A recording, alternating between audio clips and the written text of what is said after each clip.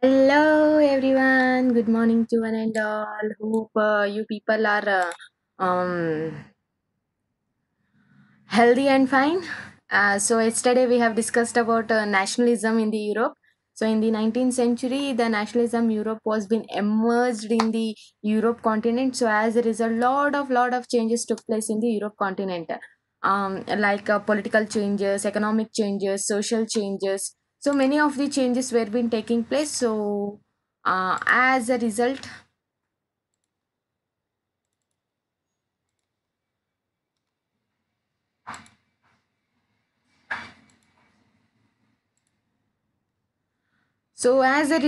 yesterday we have discussed how the um, French Revolution was been started in our country. Sorry, in the Europe continent. So the root as well as the seed who led the foundation of nationalism in Europe is French Revolution. So that is why it is one of the important historical event which took place in the France, as well as due to the French Revolution only in some other countries lot of changes took place. They took the inspiration of French Revolution, and whatever administration system was been there, if the people are unhappy towards the political development as well as political instability in the Europe continent, so they started revolting against the king, and they brought lot of changes in the society. So as a result, um, the nationalism Europe was being started. Many of the philosophers, thinkers, artist people, according to their knowledge, they started depicting means they started elaborating as well as explaining about the nationalism. So based on that only, the national sentiment was being emerged in the European people. So the feeling, nationalism feeling was being emerged. So they wanted to have a one nation, one common identity, one common administration. So some changes took place in the nationalism in the Europe. So in today's class, we are going to learn about one political as well as military dictator called Napoleon Bonaparte.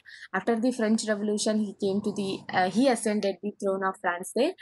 So he born in the year 1769, August 15. So he ascended the throne as well as he ruled the France in the year 1799. The coronation took place. Coronation means in Kannada we will tell Pattabhisheka.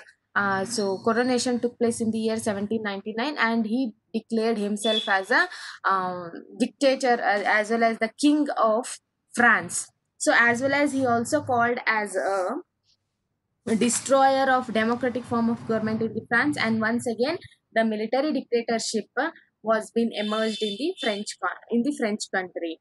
So he assumed the absolute power in the year 1799 and became the first council, and he started taking over the control of democratic form of government which was present in the France. Afterwards, he declared himself as a king of France there.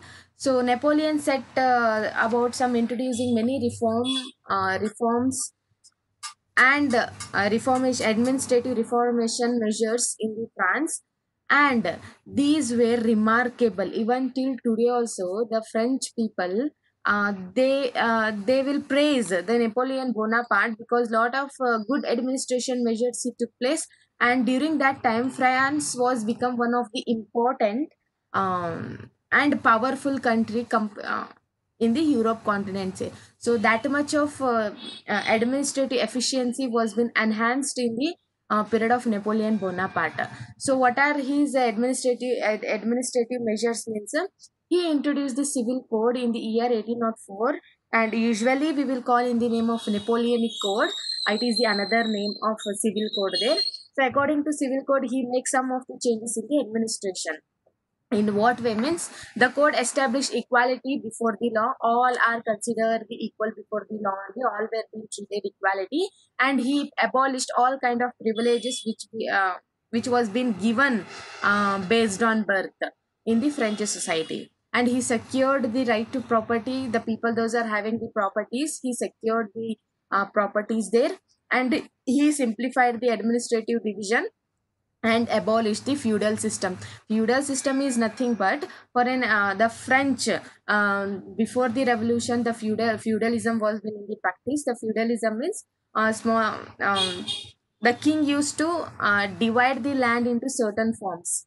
Okay, so the rich landlords will be there now, so they used to buy that land, and those people, they used to sell their land, as well as they will give as a rent to land to the some traders, merchants, as well as the rich landlords there. Those rich landlords, they were giving rent to the small peasants, farmers, to do the agricultural activities. So once the production took place by their work, they have to pay certain amount to that rich landlord, because they have taken as a rent, so they have to pay. And that rich landlord has to give to the one of the richest landlord who has given to him, and afterwards he has to pay as a tax to that rich landlord, as well as that master. They have to pay the tax to the government there. So this is the feudalism system. So many of the people, they started exploiting this system in the French country, as well as in the French nation. So as a result, he abolished the feudalism, and he freed the peasant for serfdom and dues. For serfdom means, we will tell in the name of exploitation. So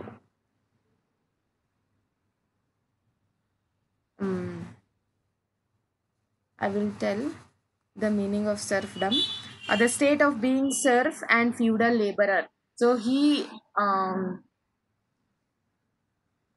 freed himself. He freed the peasants for this purpose only. So as a result, every peasants were being freed. In the towns too, the guild restrictions were being removed. Guild restrictions means it is a kind of association which was present in the French society.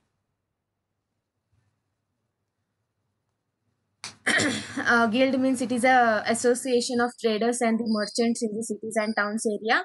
So this association only, they were carrying out the goods and services from one place to another place. So some restrictions were being put on these association as well as these organization.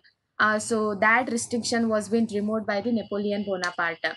And also transportation and communication was being improved. He improved the roadways, waterways, for the um, for the trading purpose from one place to another place, for a good communication as well as good transportation. As well as the peasants, artisans, workers, and the new businessman enjoyed many kind of facilities which was given by the Napoleon Bonaparte. Even small businessmen and small scale producers of goods began to realize, when this kind of reformation took place under the administration of Napoleon Bonaparte, they realized one thing. Because each and everything, the power was under the control of Napoleon Bonaparte, and he established one unity among the French people. So in the economic activities also, there should be a uniform law. Okay, one kind of law should be implemented, and standardized weight should be there, measures should be there, to measure as well as to weight some certain commodities. And national common currency would facilitate the movement as well as the exchange of goods and the capital from one region to another region. If we are having one common currency instead of having different kinds of currencies in the France, if we are following one currency system, means it is easily we can sell our goods and services from one place to another place in the France. So this kind of thinking was being emerged in the French businessman as well as the small scale producers. So as a result, some of the changes took place in the economic sector also. So he standardized the weights as well as measures. So by this they realized, if we are having one administration, one common currency, one uniform law for the economic activities, means it will be very easy to sell our goods and services inside their country only. They should not pay any kind of different currencies. They should not pay, and then they have to pay certain taxes on that one. So they realized that uniform law was then helpful for them to do the economic activities. But the new administrative measures did not go hand in hand with the political freedom.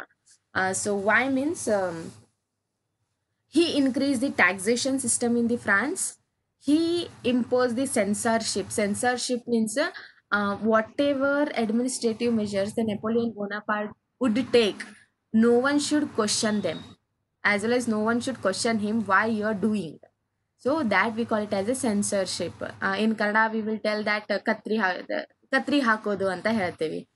So that is the censorship, and also forced the people to join the French army to conquer the other places of the Europe continent, and it was not a popular measures what he took to conquer the other state as well as other countries in the Europe continent. So these are the some of the defects which were being faced by the Napoleon Bonaparte, and even in some countries, the French army was being welcomed by the people there. Okay, they were they were feeling very proud that these French armies they are living in our country. Some places, only some places. So those places are Minas, Milan, Warsaw, Brussels. So these are the places. They welcome the French armies with by seeing the liberty as well as by seeing some proudness among them. So the people welcomed the administration system of Napoleon Bonaparte also. Some countries, those who were conquered under the French monarchy as well as under the Napoleon Bonaparte, they were feeling little bit alienation. Because before Napoleon Bonaparte, these territories, these dynasties were very powerful in those countries. So when he conquered some of the places, they were feeling some of the alienation.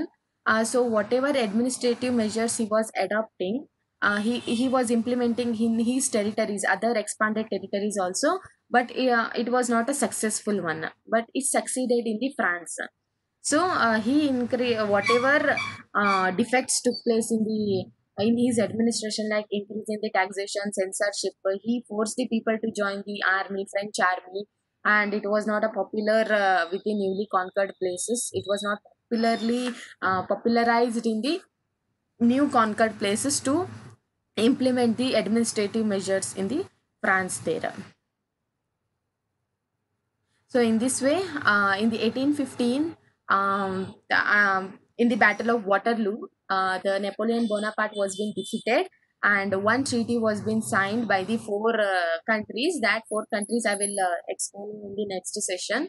That is Vienna Treaty. After that Vienna Treaty only the Napoleon was being died, and we will see the end of Napoleonic era as well as Napoleon administration. So in your textbook, they have given some important dates regarding the Napoleon Bonaparte, when he invaded the Italy, and when that we will see the downfall of Napoleon Bonaparte, unification of Germany, unification of Italy. So some important dates they have been mentioned. So just go through that dates, because in the chronological order, they can give the only the events to arrange according to the events there. So go through that in your textbook. So next one, the making of nation state. Yesterday we have discussed about nation state. The feeling of nation state was being emerged in the people, to have a common identity, common nature, common some um, common culture, etc. So that kind of feeling was being emerged. So during the period of middle 18th century in the Europe, if you in Europe, there was no state, nation state only we will see in the Europe continent in the middle of 18th century. The Germany, Switzerland, Italy were being divided into the certain kingdoms which were under the control of duchies. That is, Dutch people were under its control. Cantons, cantons means a subdivision of a country established for a political and administrative purpose. It is one kind of administrative department which was established by the powerful country as well as powerful kingdoms which were ruling these kind of places, whose rulers were autonomous territories. Autonomous means independent territories were being there in the Europe continent.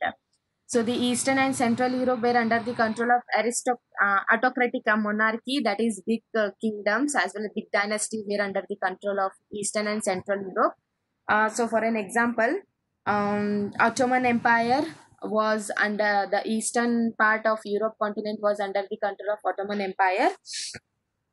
Habsburg Empire was been there, that was ruled over Austria Hungary. um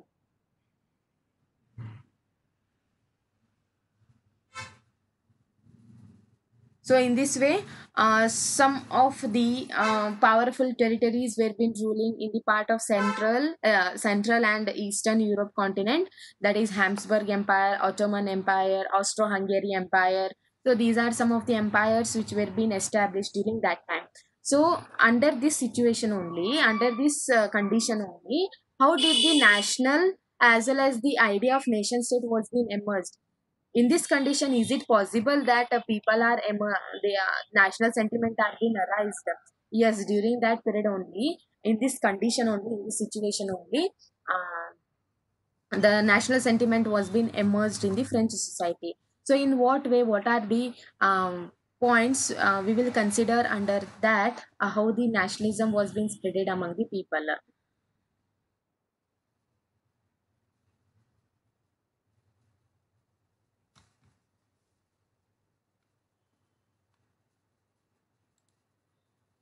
Okay, so first one is the aristocracy, and the new middle class was being emerged in the Europe continent. The socially and politically, the landed aristocracy was a dominant class on the continent. This was the powerful class in the continent there. So this kind of group were been there. So the members of this class were being common a way of life to cut across the regional division. So the members of this class were in a common life. They were having one common way of life, and by using their power across the European continent, we will see the regional divisions there. That is division of the countries. So this powerful aristocracy was, however, numerically in small in group as well as small in number. Only some percentage of the people, the aristocracy people, were being there in in the Europe continent.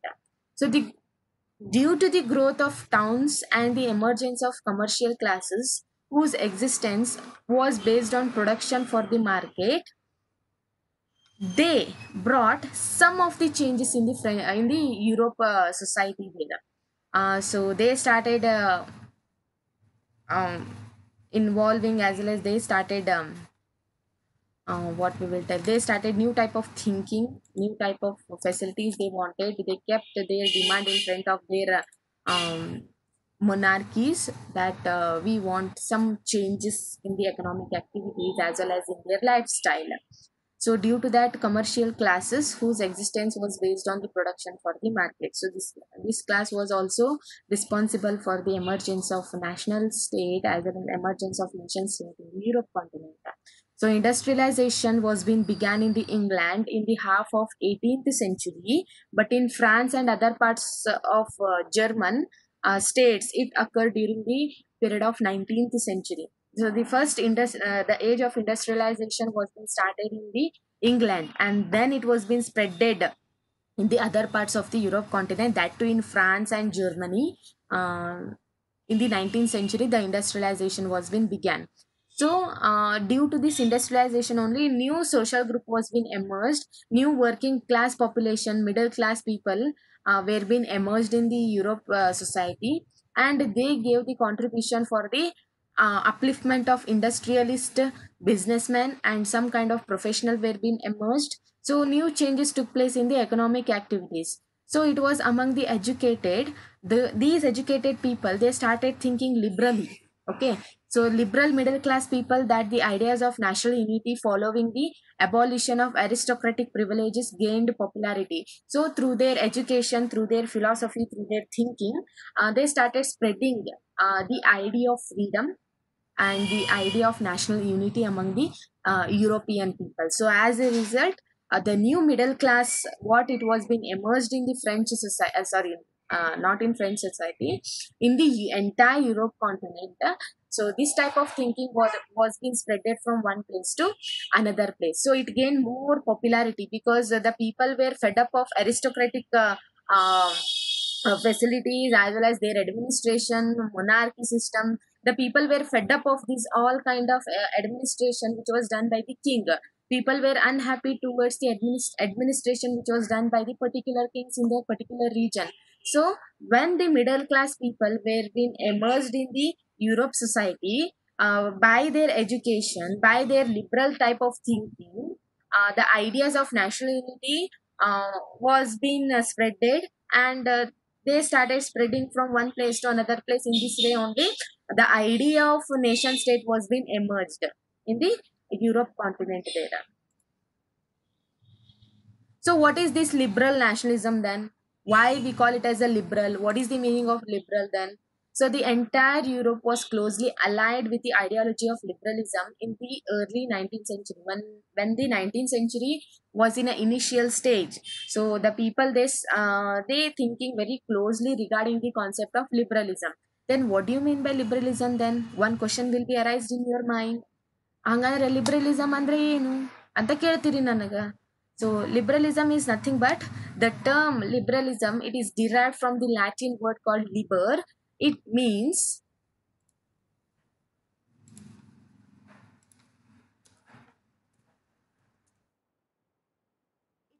free. The meaning of liberalism is free. So liberalism stood for freedom for the individual, equality of all before the law.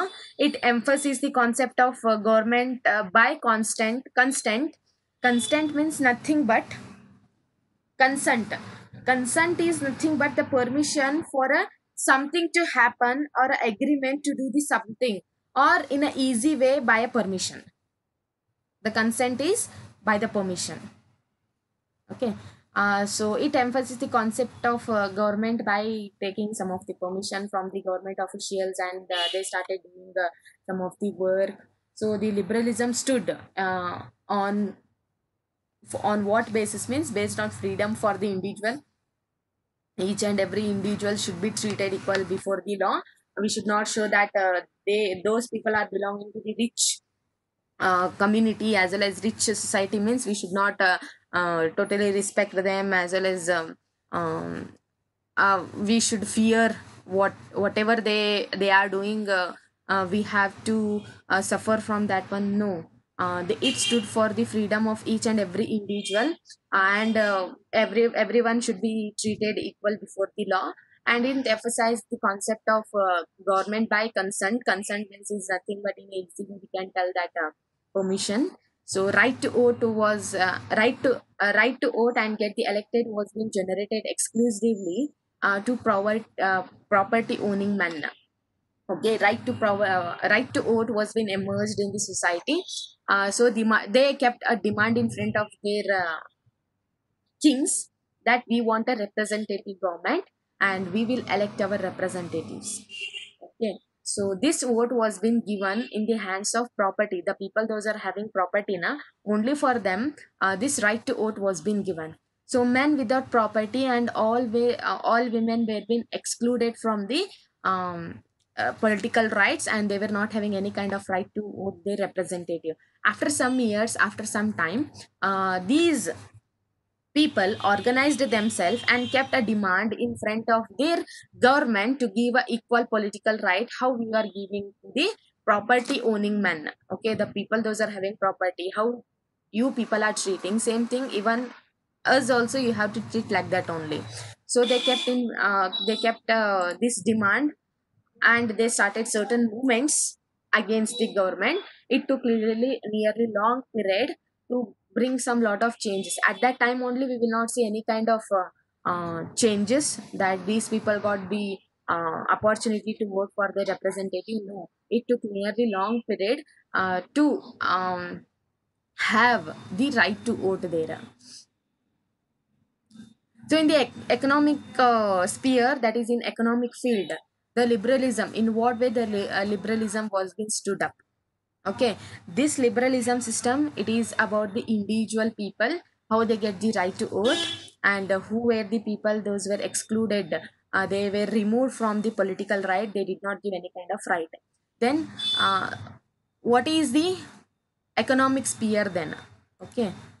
Um, in the economic sphere, in the economic field, then what do you mean by the liberalism? according to the in the minds of the people, those are doing the economic activities for them. What is the liberalism then? The liberalism stood for those people, freedom of the market and abolition of the state imposed the distinction on the movement of goods and the capital. For an example, if I take the German, okay, um,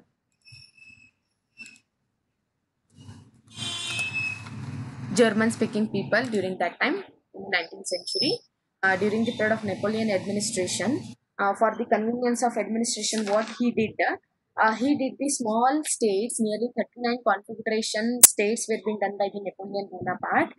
Each of them, they were having its own currency, they were having their own weightage, weights and the measures. For an example, if a merchant from Habsburg to Nuremberg, it is a place name in the Europe continent. A merchant, he want to sell his commodities as well as his goods in the different parts of the countries. For an example, from Habsburg to Nuremberg. So nearly he has to cross the 11 custom barriers. Custom barriers means tariff barriers we will call. Where they will put the taxation on them, where they will put the some barriers means hurdles we will tell.